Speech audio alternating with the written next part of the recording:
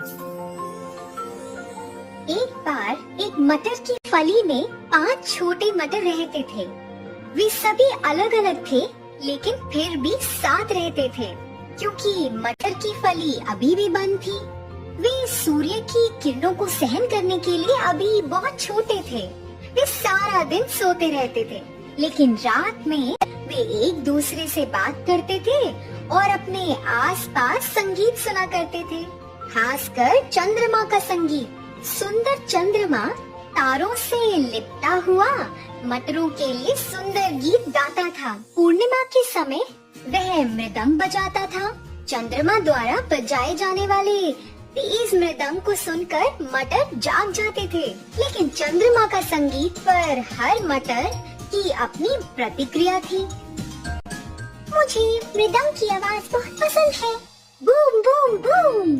मुझे तो गिटार बहुत पसंद है, मैं तो इससे प्यार करता हूँ, यह कितना सुखदायक है। मुझे तो वीणा बजाने का तरीका बहुत पसंद है, यह बहुत खूबसूरत है। आहा, इतना मधुर। ओह, यहाँ शांति क्यों नहीं है? संगीत को भूल जाओ। मुझे जितना हो सके उतना सोना पसंद है। चौथा मटर बहुत आलसी था। पांचवा और सबसे छोटा मटर अन्य 4 से बहुत अलग था। मुझे हर तरह का संगीत पसंद है, चाहे वो गिटार हो, मृदंग या फिर वीणा। उनमें से हर एक खास है और जब मैं उनकी धुन सुनता हूँ तो मुझे खुशी होती है। मटर दिन ब दिन बढ़ते जा रहे थे और अब उन्हें लगा कि उनकी फली सड़ रही है। वे सभी शिकायत कर रहे थे और एक दूसरे को हटा रहे थे। अचानक मटर की फली खुली और एक कठोर रोशनी आई, जिससे मटर बहुत नाराज हो गए। कुछ मिनटों के बाद जब वे सभी सूरज की रोशनी के साथ सहज हो गए, तो उन्होंने एक चर्चा शुरू कर दी। मुझे लगता है कि हमें बाहर जाने और दुनिया को देखने का मौका मिला है। क्या आप सच में इसे एक अच्छा विचार मानते हैं? मुझे लगता है कि दुनिया हमारे लिए खतरनाक हो सकती है। हम संभावनाओं पर चर्चा करने में अपना समय क्यों बर्बाद कर रहे हैं? मैं बाहर जाकर अलग अलग रंग देखना चाहता हूँ। मैं इस फली के बाहर जीवन का आनंद लेना चाहता हूँ। आप जो करना चाहते हैं वो करो, मैं तो बस सोना चाहता हूँ। चलो कोशिश करते हैं। हम लंबे समय से यहाँ हैं, हम बाहर की दुनिया को नहीं जानते हैं। उन्होंने अंत में इसे एक साहसिक कार्य के रूप में लिया और एक एक करके वह फली से नीचे खिसक गए।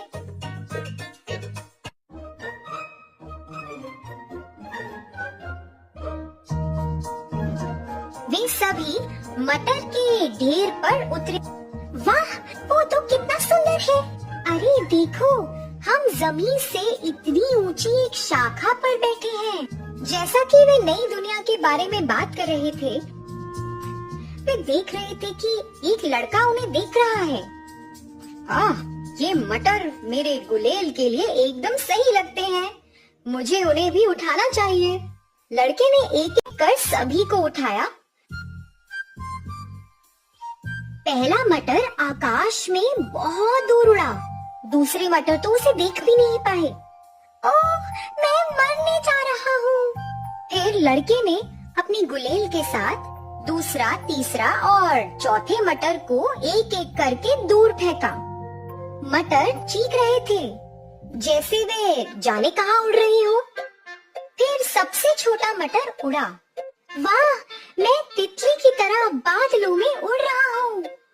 मुझे एक ऐसी जगह ले चलो जहाँ मैं महान जीवन जी सकूं। सबसे छोटा मटर एक खिड़की पर उतरा। जैसे ही उसने खिड़की से झांका, उसने देखा कि एक छोटी लड़की बिस्तर पर सो रही है। वे अस्वस्थ थी और लगातार खांसी कर रही थी। उसकी माँ उसे खाने के लिए कह रही थी, मेरी बेटी, कुछ खाने की कोशिश करो, ये तुम्हें बीमारी से लड़ने की ताकत देगा। मुझे माफ कर दो माँ, मुझे खाने का मन नहीं कर रहा। अगर तुम नहीं खाओगी तो कैसे मजबूत और स्वस्थ बनोगी? मटर ने देखा कि माँ छोटी लड़की को खिलाने की कोशिश कर रही थी, लेकिन लड़की खाने के लिए बहुत बीमार थी। लड़की के लिए माँ बहुत चिंतित लग रही थी। रात में जब लड़की सो गई, तो मटर ने लड़की की माँ और उसके लिए प्रार्थना की और वह उनके लिए बहुत दुखी भी हुआ। वह मदद करना चाहता था। देर रात मटर ने खिड़की के माध्यम से कमरे में प्रवेश किया। चंद्रमा की रोशनी के साथ मटर ने लड़की के लिए मृदंग के साथ एक गीत गाया। अरे वहाँ कौन है? मुझे अभी कुछ आवाज सुनाई दे रही है। ये मैं हूँ, मैं यहाँ खिड़की में हूँ। अरे क्या तुम बोल रहे हो? मैंने पहले कभी मटर बोलते हुए नहीं देखा। मैं गा भी सकता हूँ। मैं आपके लिए चंद्रमा के मृदंग के साथ एक गीत गा रहा था। क्या? चांद का मृदंग? मैंने तो इसे सुना नहीं। आपको एक विशेष मटर होना चाहिए। इस दुनिया में हर कोई विशेष है और हर चीज में कुछ संगीत है। हमें सिर्फ ध्यान से सुनना है। आपके कहने का ये मतलब है कि मैं चांद का मृदंग सुन सकती हूँ? इस दुनिया में सब कुछ संभव है यदि आप विश्वास करते हो। ओह हाँ, मुझे लगता है कि अब चंद्रमा के मृदंग को सुन सकती हूँ मैं। लेकिन एक चीज है जो मेरे लिए संभव नहीं है। वो क्या है? मैं इस बीमारी से ठीक नहीं हो पाऊंगी। ओह, ऐसा मत कहो कि क्या होगा।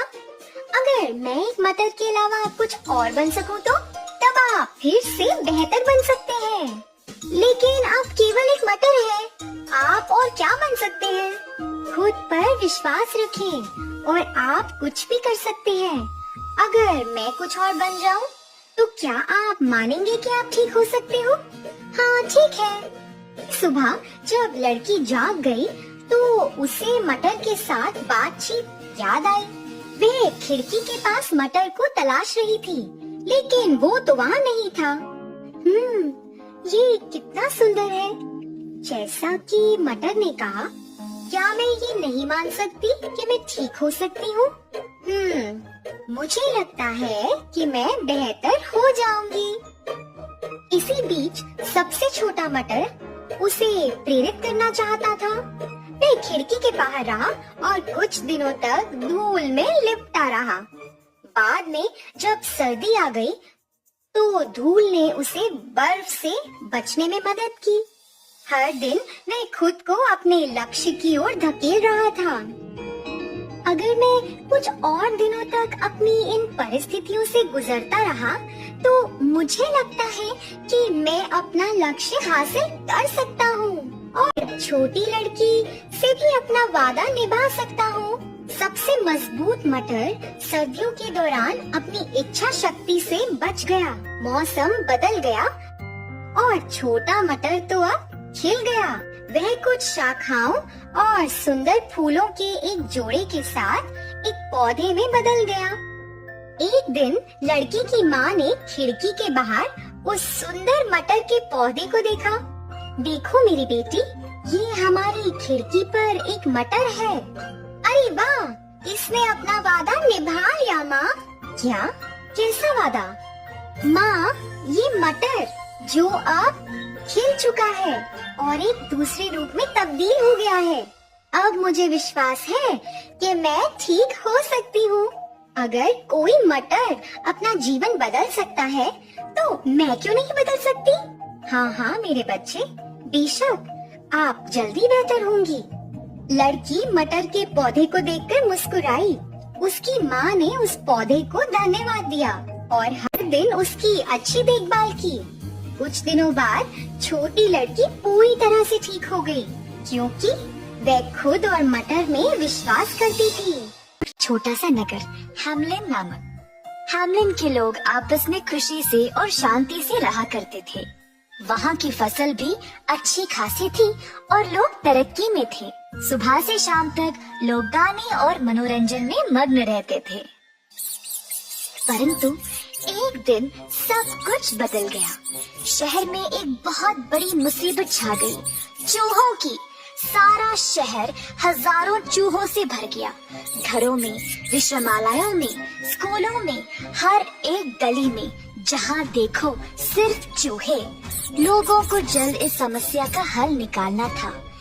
शहर के नागरिक इन चूहों की वजह से बीमार पड़ने लगे।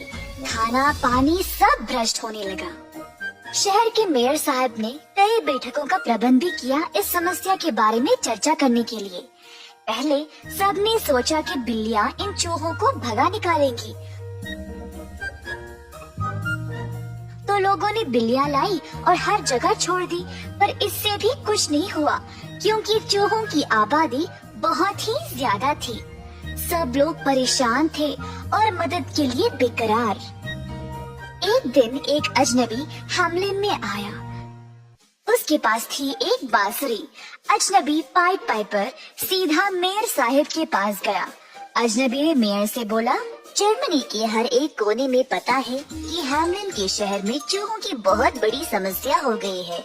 मैं आप लोगों को इन चूहों से छुटकारा दिला सकता हूँ, तो मेरा इनाम क्या होगा? एक क्षण के लिए तो मेयर हैरान रह गया कि अचानक से कोई अजनबी उनके दफ्तर में आकर बोल रहा है कि वह शहर के सारे चूहों को भगा देगा।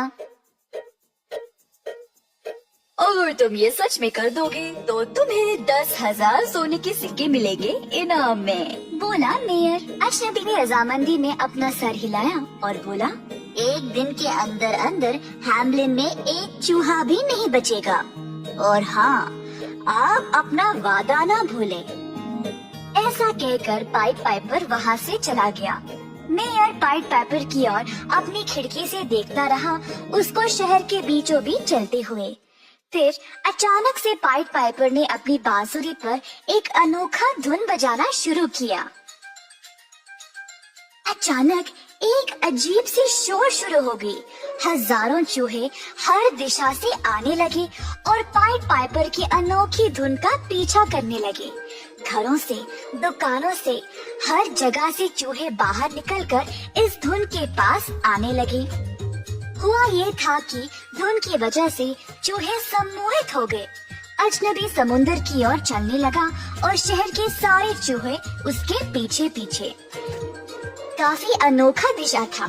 शहर के सारे लोगों को हैम्लिन की सड़कें इन चूहों की लहरों की वजह से काले नजर आने लगी। अजनबी अपनी बांसुरी बजाते बजाते सीधा समुंदर के अंदर घुस गया और साथ साथ सारे चूहे भी। चूहे पानी की लहरों में पकड़े गए और सब के सब डूब गए। इस तरह पाइप पाइपर ने अपने वादे अनुसार हैम्लिन को सारे चूहों से मुक्त कर दिया। अजनबी शहर वापस आया और मेयर के पास गया अपने 10,000 सोने के सिक्के लेने के लिए। मेयर और शहर के सारे लोग ये नजारा देखकर बहुत खुश हो गए। पर मेयर ने अपनी जुबान बदल डाली। उन्होंने कहा, तुमने बहुत ही बढ़िया काम किया है, पर एक दिन के काम के लिए 10,000 सिक्के कुछ ज्यादा ही है। मैं तुम्हें केवल 500 सिक्के दूंगा। और बेवकूफ मेयर ने उसको अंत में एक भूटी कौड़ी भी नहीं दी। अजनबी ने मेयर की ओर गुस्से से देखा और कहा, अब मैं एक और धुन बजाऊंगा और आप इसके अंजाम से खुश नहीं रहोगे, देख लेना। सड़क के बीचों बीच जाकर उसने अपनी बांसुरी फिर से बाहर निकाली और बजाना शुरू किया। इस बार अजनबी ने कुछ अजीब सी धुन बजाई। हैम्लिन के सारे बच्चे जो थे अचानक से अपना काम काज, खेलना कूदना बंद कर दिए। एक एक करके पाइप पाइपर के पीछे जाने लगे। अजनबी शहर से बाहर निकल गया और कहीं दूर पहाड़ों में गायब हो गया और उसके साथ साथ हैम्लिन के सारे बच्चे भी। बच्चों के माँ बाप रोने लगे। उस अजनबी ने हमारे बच्चों को कहाँ लिया है? शिकायत की सबों ने मेयर साहब के पास। मेयर असहायक था।